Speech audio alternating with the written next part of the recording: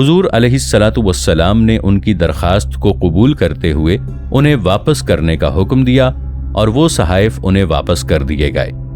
شاید یہود کو تورات کے صحائف کو واپس کرنے میں وہ دلیل پائی جاتی ہے جو اسلام پر تعصب کے ساتھ اتہام لگانے والوں اور غیر مسلموں کا منہ بند کر دیتی ہے کہ جن کا خیال ہے انہیں سختی کے ساتھ اسلام قبول کرنے پر مجبور کیا گیا تھا۔ بس تورات کے صحائف کو یہودیوں کو واپس کرنا خصوصاً اس دور میں اسلام کی رواداری اور مخالف عقیدہ شخص کو پوری آزادی دینے کی سب سے بڑی دلیل ہے۔ اس زمانے میں دوسری اقوام میں رومیوں کی طرح دین کے متعلق اس قدر اندھا تعصب تھا کہ انہوں نے ایک ہی دین کے پیروکاروں کا جو ان سے مسلکی اختلاف رکھتے تھے خون بہانا مباح قرار دے دیا تھا، جیسے رومیوں کی بازنطینی حکومت کے حکام نے مصر میں نصارہ کے ساتھ کیا۔ بس وہ ان لوگوں کے ساتھ کیا سلوک کرتے ہوں گے جو ہر دین میں ان سے مخالفت رکھتے ہوں گے۔ اس کے مقابلے میں مسلمان فاتحین کے روادارانہ سلوک کو دیکھیے کہ وہ اپنے مخالفین کو اسلامی حکومت کے زیر سایہ پوری آزادی دیتے ہیں کہ وہ اپنے دینی شاعر کو جس طرح چاہیں بجا لائیں۔ صلیبیوں کے تصرفات کو ان سے کیا نسبت ہے جنہیں کینہ اور تعصب نے اندھا کر رکھا ہے؟ انہوں نے مسلمانوں کو اپنے دینی شاعر کی ادائیگی کی آزادی دینے پر ہی اکتفا نہیں کیا، بلکہ انہیں دو باتوں کے درمیان اختیار دیا کہ یا تو انہیں قتل کریں گے یا آگ میں جلائیں گے، اور یا انہیں اسلام کو چھوڑ کر نصرانیت قبول کرنا پڑے گی، جیسا کہ اندلس میں شاہ فرڈیننڈ اور ملکہ ایزابیلا کی حکومت میں ہوا۔ جب وہ مسلمانوں پر غالب آئے تو انہوں نے ان کے لیے تفتیش کی، وحشیانہ عدالتیں قائم کیں، جنہوں نے سینکڑوں مسلمانوں کے متعلق تلوار سے قتل کرنے اور آگ سے جلانے کا حکم نافذ کیا، اور یہ قتل عام اس وقت تک بند نہ ہوا جب تک تمام مسلمانوں نے اپنی جانوں کو بچانے کے لیے نصرانیت کو قبول کر لیا۔ اسی طرح کا واقعہ صلیبیوں کے بادشاہ شیردل کے زمانے میں ہوا، یعنی لائن ہارٹ کے زمانے میں۔ جب وہ قدس پر قابض ہوا تو اس نے مسلمانوں کو امان دینے کے باوجود ان کے 3000 قیدیوں کو قتل کر دیا۔ صلاح الدین ایوبی نے بزور قوت اس سے قدس کو واپس لیا، اور صلیبیوں نے شیردل کے ہاتھوں جس قتل عام کا ارتکاب کیا تھا اس کے بالمقابل اس نے ایک مسیحی قیدی کو بھی قتل نہ کیا۔ صلاح الدین کی اسلامی رواداری اس حد تک بڑھی ہوئی تھی کہ اس نے شیردل کی بیماری میں اس کی عیادت کی اور اپنے طبیب کو اس کے علاج کا حکم دیا، یہاں تک کہ وہ مرض سے شفا یاب ہو گیا۔ اس کی شہادت مشرقی ممالک میں اسلام کی آمد سے قبل کے یورپ کے مغربی تاریخی مصادر میں ملتی ہے۔ حضرت صلی اللہ علیہ وآلہ وسلم نے خیبر میں یہودیوں کو رہنے کی اجازت کیسے دی؟ خیبر کے نصف ثانی کے اطاعت گزار بننے سے جزیرہ عرب کے اس عظیم علاقے میں جنگ ختم ہو گئی، اور مسلمانوں کے ہاتھوں خیبر کے فتح ہونے سے جزیرہ عرب میں دخیل یہودیوں کے وجود کا آخری قلعہ مسمار ہو گیا۔ خیبر کے نصف ثانی کے معاہدہ حوالگی میں بھی تحریر ہے کہ جب خیبر سے یہود جلا وطن ہوں گے اس وقت مسلمان ان کے خون کی حفاظت کے ذمہ دار ہوں گے، اور ان کی عورتوں اور بچوں کو قیدی ہونے سے اس شرط پر بچائیں گے کہ وہ اپنے اموال میں سے کسی چیز کو چھپا کر نہیں رکھیں گے، کیونکہ اس دور کے جنگی قوانین کے مطابق وہ مسلمان فاتحین کی املاک ہیں، اور اگر یہودیوں نے کچھ چیزوں کو پوشیدہ رکھا تو وہ اللہ تعالیٰ اور اس کے رسول کی ذمہ داری سے بری ہوں گے، اور مسلمانوں کے لیے ان کے خون حلال ہوں گے، اور مسلمانوں کے لیے ان کی عورتوں اور بچوں کو قیدی بنانا جائز ہوگا۔ یہودیوں نے اس عہد کو توڑا اور خیانت کی اور چیزوں کو چھپا لیا۔ اس بات نے حضرت نبی کریم صلی اللہ علیہ وآلہ وسلم کے لیے ان کے اموال اور خون مباح کر دیے، جیسا کہ معاہدہ جلاوطنی میں اس کی صراحت موجود ہے۔ مگر باوجود کہ یہودیوں نے عہد کو توڑا اور معاہدے کی نصوص کی خلاف ورزی کی، پھر بھی رسول کریم صلی اللہ علیہ وآلہ وسلم نے ان کو قتل نہیں کیا، اور نہ ہی 2 آدمیوں کے سوا یعنی کنانہ بن ابی الحقیق اور اس کے بھائی ربی کے عورتوں اور بچوں کو قیدی بنایا۔ انہوں نے یہود کی نیابت کرتے ہوئے معاہدے پر دستخط کیے تھے۔ بقیہ ہزارہا یہودیوں کو آپ صلی اللہ علیہ وآلہ وسلم نے کوئی اذیت نہیں دی اور ان کی عہد شکنی کا جرم بھی معاف فرما دیا، اس لیے کہ اس خیانت اور عہد شکنی کا پہلا ذمہ دار کنانہ بن ابی الحقیق اور اس کا بھائی ربیع تھا۔ ناظرین، آگے بڑھنے سے پہلے کامنٹ سیکشن میں ہمیں اپنی آراء سے ضرور آگاہ کیجیے گا کہ آپ کو ہماری یہ سیریز کیسی لگ رہی ہے۔ میں ہوں طاہر عبید چودھری۔ آئندہ آنے والی اقساط سے باخبر رہنے کے لیے ہمارے چینل کو سبسکرائب کر لیں اور ساتھ موجود بیل آئیکن کو ضرور کلک کر لیں۔ شکریہ۔ یہودیوں کو خیبر میں ٹھہرنے کی اجازت۔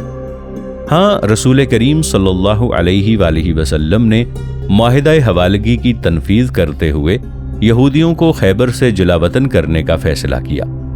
یہود نے اس بارے میں کوئی معارضہ نہیں کیا، صرف انہوں نے آپ صلی اللہ علیہ وآلہ وسلم کی خدمت میں یہ درخواست کی کہ انہیں اسلامی حکومت کے تحت خیبر میں رہنے کی اجازت دی جائے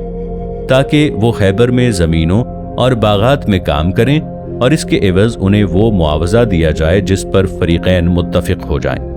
جب انہیں پتہ چلا کہ آپ صلی اللہ علیہ وآلہ وسلم انہیں خیبر سے نکالنے والے ہیں تو انہوں نے آپ صلی اللہ علیہ وآلہ وسلم کی خدمت میں حاضر ہو کر عرض کیا کہ اے محمد صلی اللہ علیہ وآلہ وسلم، ہم آپ صلی اللہ علیہ وآلہ وسلم سے خیبر کو بہتر جانتے ہیں، آپ صلی اللہ علیہ وآلہ وسلم ہمیں چھوڑ دیجئے، ہم اسے آپ صلی اللہ علیہ وآلہ وسلم کے لیے آباد کریں گے، آپ صلی اللہ علیہ وآلہ وسلم اس کے بدلے ہمیں نصف آمدنی دے دیا کریں۔ رسول کریم صلی اللہ علیہ وآلہ وسلم کو یہ خیال پسند آیا تو آپ صلی اللہ علیہ وآلہ وسلم نے یہودیوں کی درخواست کو قبول کرتے ہوئے انہیں خیبر میں رہنے کی اجازت دے دی اور ان کے ساتھ ایک معاہدہ طے کیا جس کا خلاصہ یہ تھا کہ وہ زمین کی آبادی کے لیے کام کریں، اس کے مقابل میں انہیں خیبر کی زمینوں کے نصف پھل دیے جائیں گے، لیکن مسلمانوں کو یہ حق ہوگا کہ وہ جب چاہیں یہودیوں کو خیبر سے نکال دیں۔ یہودیوں نے کہا کہ ہم خیبر کی زمینوں کو تم سے بہتر جانتے ہیں، تو رسول کریم صلی اللہ علیہ وآلہ وسلم نے نصف آمدنی پر ان سے مصالحت کر لی، لیکن جب ہم تم کو نکالنا چاہیں گے نکال دیں گے۔ صحیح بخاری میں ہے کہ رسول کریم صلی اللہ علیہ وآلہ وسلم نے یہودیوں کو یہ عہد دیا کہ وہ خیبر کی زمینوں پر کام اور مزارعت کریں، انہیں نصف آمدنی ملے گی۔ ابن حزم جوامع السیرہ میں کہتے ہیں کہ رسول کریم صلی اللہ علیہ وآلہ وسلم نے یہودیوں کو اس شرط پر خیبر میں ان کے مال و جان سمیت ٹھہرایا کہ وہ کھیتی اور پھل کے نصف حصے پر کام کریں اور وہ جب تک مناسب سمجھیں گے انہیں ٹھہرائیں گے۔ بس وہ اس عہد پر خیبر میں مقیم رہے یہاں تک کہ آپ صلی اللہ علیہ وآلہ وسلم فات ہو گئے اور حضرت ابو بکر رضی اللہ عنہ کے عہد خلافت میں بھی وہیں رہے اور حضرت عمر رضی اللہ عنہ کی خلافت کے تمام زمانے میں بھی رہے، مگر آپ کو اپنی خلافت کے آخری عہد میں یہ اطلاع ملی کہ رسول کریم صلی اللہ علیہ وآلہ وسلم نے اپنی مرض الموت میں فرمایا کہ جزیرہ عرب میں 2 دین نہ رہیں، بس آپ رضی اللہ عنہ نے انہیں خیبر سے جلا وطن کرنے کا حکم دے دیا، اور جیسا کہ پہلے بیان ہو چکا ہے معاہدہ مسلمانوں کو یہ حق دیتا ہے کہ وہ جب چاہیں یہود کو جلا وطن کر دیں۔ ابن اسحاق بیان کرتا ہے کہ یہودیوں نے حضرت نبی کریم صلی اللہ علیہ وآلہ وسلم سے کہا کہ ہم خیبر کو آپ سے زیادہ جانتے ہیں اور اسے زیادہ آباد کرنے والے ہیں، تو رسول کریم صلی اللہ علیہ وآلہ وسلم نے نصف آمدنی پر ان سے مصالحت کر لی اور انہیں فرمایا ہم جب تمہیں نکالنا چاہیں گے نکال دیں گے۔ یہودی مسلمان کی پناہ میں۔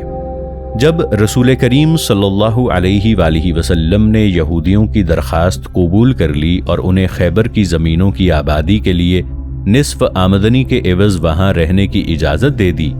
تو یہ یہودی مال و جان اور عزت کے بارے میں مطمئن ہو کر مسلمانوں کی پناہ میں رہنے لگے۔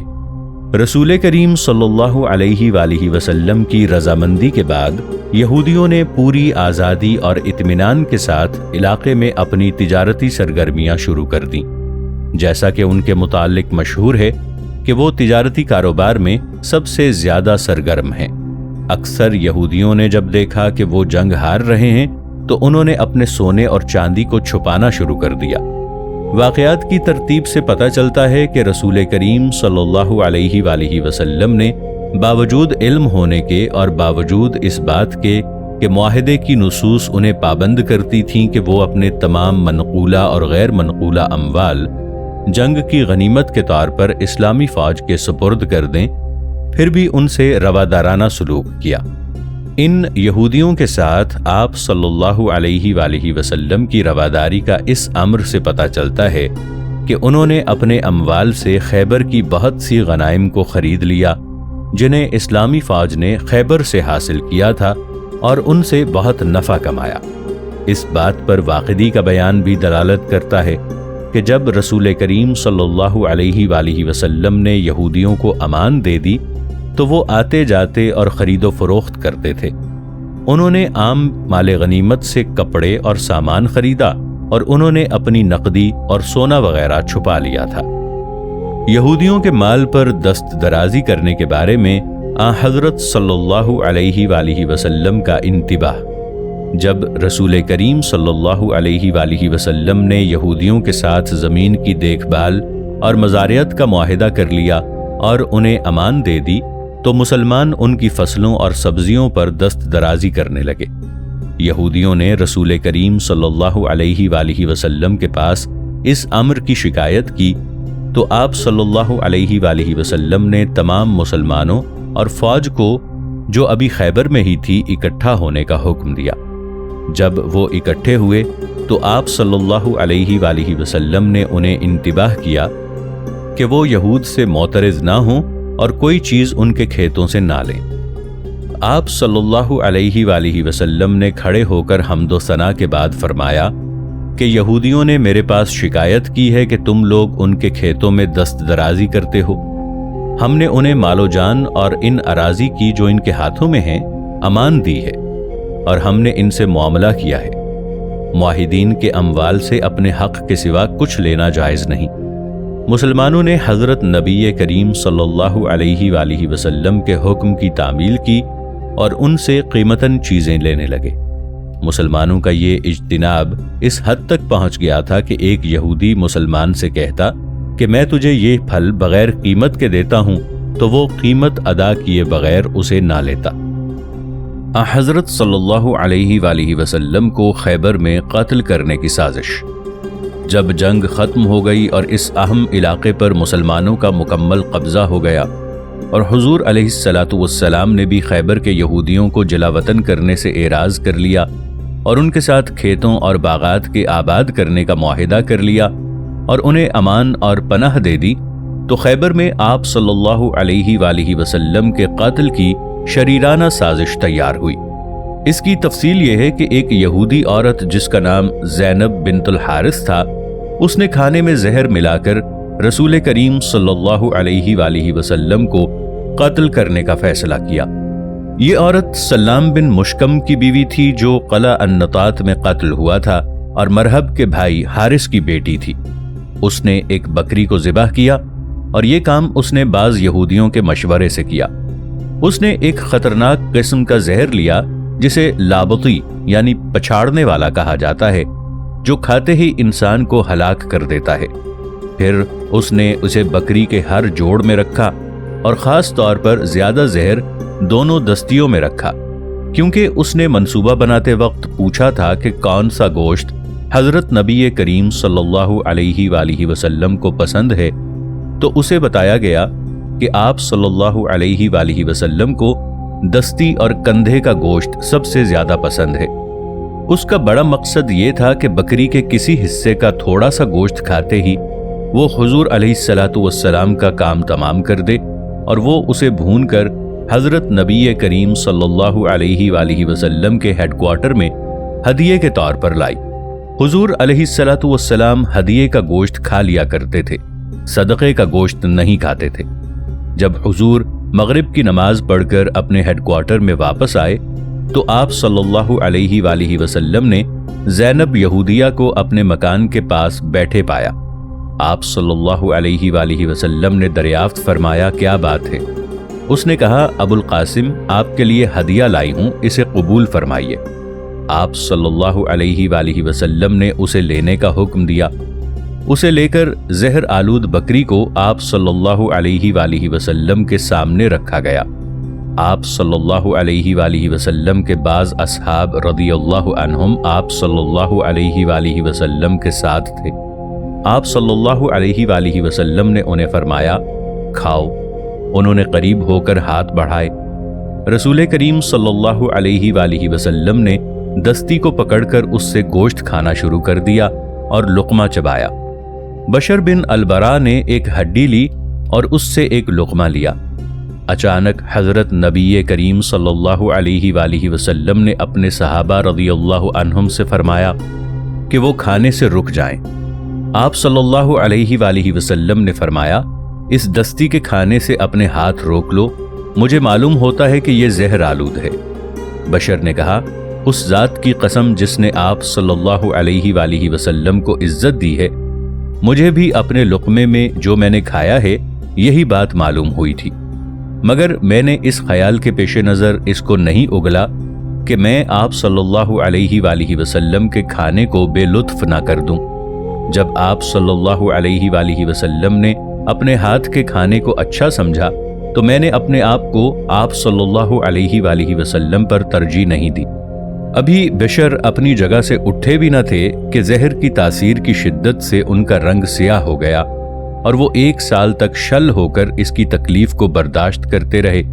یہاں تک کہ اسی زہر کے اثر سے فوت ہو گئے۔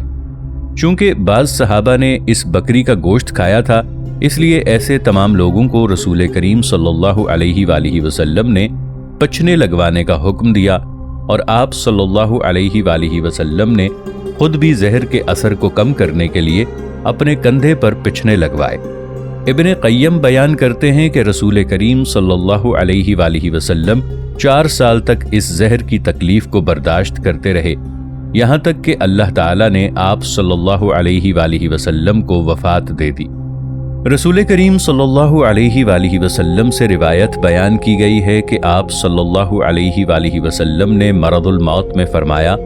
کہ خیبر کے روز میں نے بکری کے گوشت کا جو لقمہ کھایا تھا میں ہمیشہ ہی اس سے تکلیف اٹھاتا رہا ہوں، بس یہ میری موت کا وقت ہے۔ ظاہری کہتے ہیں کہ رسول اللہ صلی اللہ علیہ وآلہ وسلم شہید ہو کر فوت ہوئے تھے۔ اس واقعے کے بعد رسول کریم صلی اللہ علیہ وآلہ وسلم نے جواب طلبی کے لیے زینب یہودیہ کو حاضر کرنے کا حکم دیا۔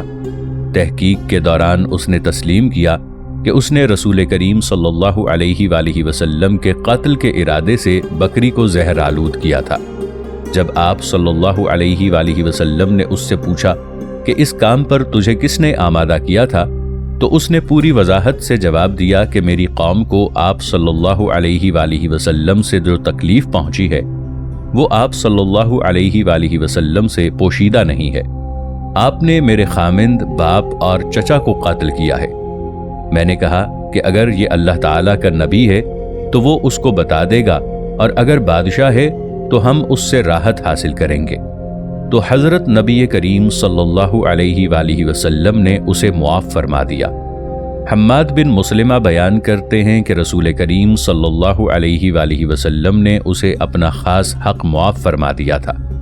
مگر بعد میں آپ صلی اللہ علیہ وآلہ وسلم نے اسے بشر بن البراء کے قصاص میں قتل کرنے کا حکم دیا، جو اس زہر کے اثر سے فوت ہو گئے تھے جس سے اس نے بکری کو مسموم کیا تھا۔